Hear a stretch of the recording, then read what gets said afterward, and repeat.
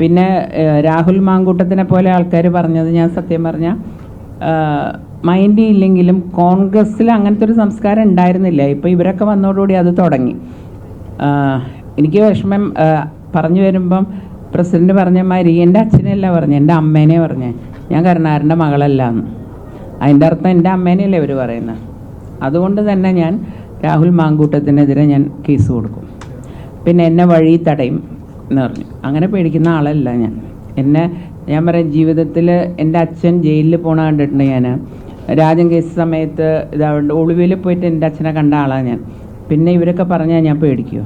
പിന്നെ രാഹുൽ മാങ്കൂട്ടത്തിൽ എന്ന് പറയുന്നത് ടി വിയിലിരുന്ന നേതാവായതാ. അങ്ങനെ ഒരാൾ ഇന്നിപ്പോൾ സോഷ്യൽ മീഡിയയാണ് എല്ലാവരെയും ഇതാക്കുന്നത്.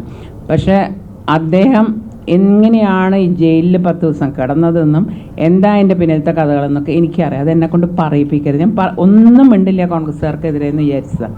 കാരണം എൻ്റെ സ്വഭാവം അതല്ല. പോയ ആളുകളെ പറ്റി അത് കഴിഞ്ഞു, ഇനി എൻ്റെ മുന്നോട്ടുള്ളത് മാത്രമേ ഉള്ളൂ. പക്ഷേ ഇത് എന്നെക്കൊണ്ട് ഇങ്ങനെ തോണ്ടി തോണ്ടി പറയിപ്പിക്കരുതെന്ന് മാത്രം അവരോട് ഒരു അഭ്യർത്ഥനയുണ്ട്.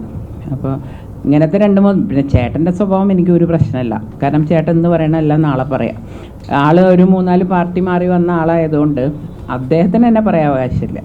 പിന്നെ പറഞ്ഞോട്ടെ, ചേട്ടനല്ല, ഞാൻ ചേട്ടനെതിരൊന്നും പറയാൻ ഉദ്ദേശിക്കുന്നില്ല. കാരണം അദ്ദേഹം മറ്റേ പാർട്ടിയിലൊക്കെ ഉണ്ടായിരുന്നപ്പോഴും ഞാൻ കോൺഗ്രസ്സുകാരിയായിരുന്നു. ഞാൻ എൻ്റെ ചേട്ടനൊരു വാക്ക് ഇതുവരെ പറഞ്ഞിട്ടില്ലല്ലോ, ഇതുവരെ പറഞ്ഞിട്ടില്ല. അത് എൻ്റെ രക്തമാണെന്ന് എനിക്കറിയാം. അപ്പോൾ ഒന്നാമത്തെ കാര്യം, രാഷ്ട്രീയവും വ്യക്തി ജീവിതം വേറെ വേറെ കാണണം. എൻ്റെ രാഷ്ട്രീയ ജീവിതം വേറെയാണ്. എന്നെ വെറുതെ അങ്ങ് വിട്ടേക്കുക. ഞാൻ ഇവർ പറയുന്നത് കേട്ടൊന്നും മനസ്സ് വിഷമിക്കുന്ന ആരും വിചാരിക്കണം. എനിക്ക് ഒരു വിഷമവുമില്ല. കാരണം ഇതൊക്കെ കുറേ അല്ലാണ്ട് തന്നെ കേട്ടതാ. ഞാൻ കരിങ്കാലിയുടെ മകള്, ചെറുപ്പത്തിലെ കൊലയാളിയുടെ മകള്, ഇതൊക്കെ കേട്ട് വളർന്ന എനിക്ക് ഇതൊന്നും ഒരു പ്രശ്നമല്ല. അപ്പോൾ പറയുന്നവർ പറഞ്ഞ് അവരുടെ ഒരു വിഷമം തീർക്കട്ടെ എന്നേ ഉള്ളൂ. എനിക്കൊരു പ്രശ്നമില്ല എന്ന് അവരോട് പ്രത്യേകം പറയണം. പിന്നെ ഈ പറഞ്ഞ ആൾക്കാരോട് ഒരു വാക്കുണ്ട്, മാനിഷാദ. നമ്മൾ പറഞ്ഞില്ലേ, കാട്ടാള പരാക്രമ സ്ത്രീകളിലല്ല വേണ്ടുമെന്ന്. അതുകൊണ്ട് പെണ്ണുങ്ങളെ വെറുതെ വിട്ടേക്ക്. 2 ബന്ധുക്കളല്ലേ, 2 ബന്ധുക്കളാണ്. അതും നമ്മുടെ കുടുംബം, ഇതെൻ്റെ കുടുംബം. മാരാർജി എല്ലാ മാസം എന്ന് പറഞ്ഞ കാര്യം എൻ്റെ അച്ഛനെ കാണാൻ വീട്ടിൽ വരാറുണ്ട്. അവരടുത്ത ബന്ധുക്കളാണ്. അപ്പം എന്താ പറയുക, ഒരു കുടുംബത്തിൽ മറ്റേ കുടുംബത്തിൽ വരുമ്പം അവിടുത്തെ ചിട്ടകളും രീതികളും ഇത്തിരി വ്യത്യാസം ഉണ്ടാവും. അതനുസരിച്ച് ഞാൻ മുന്നോട്ട് പോകും. ഏതാ? അല്ല, അത് ആ കാലമൊക്കെ കഴിഞ്ഞു. ഇന്ന് എല്ലാ ജാതി മതക്കാരെയും ഒരേ മാതിരിയാണ് BJP കാണുന്നത്. നമുക്കറിയാലോ, അനിൽ ആൻ്റണി, ഇപ്പം അബ്ദുൾ സലാം വന്നു, അങ്ങനെ എല്ലാവരും. പിന്നെ അബ്ദുള്ള കുട്ടിയാണ് ഇതിൻ്റെ വൈസ് പ്രസിഡന്റ്. അപ്പം പിന്നെ ആ രീതികളൊക്കെ മാറിയെന്ന് നമ്മൾ മനസ്സിലാക്കണ്ടേ. പിന്നെ എൻ്റെ പിതാവ് ഏറ്റവും അധികം ഫൈറ്റ് ചെയ്തത് മാർക്സിസ്റ്റ് പാർട്ടിയായിട്ടാണ്.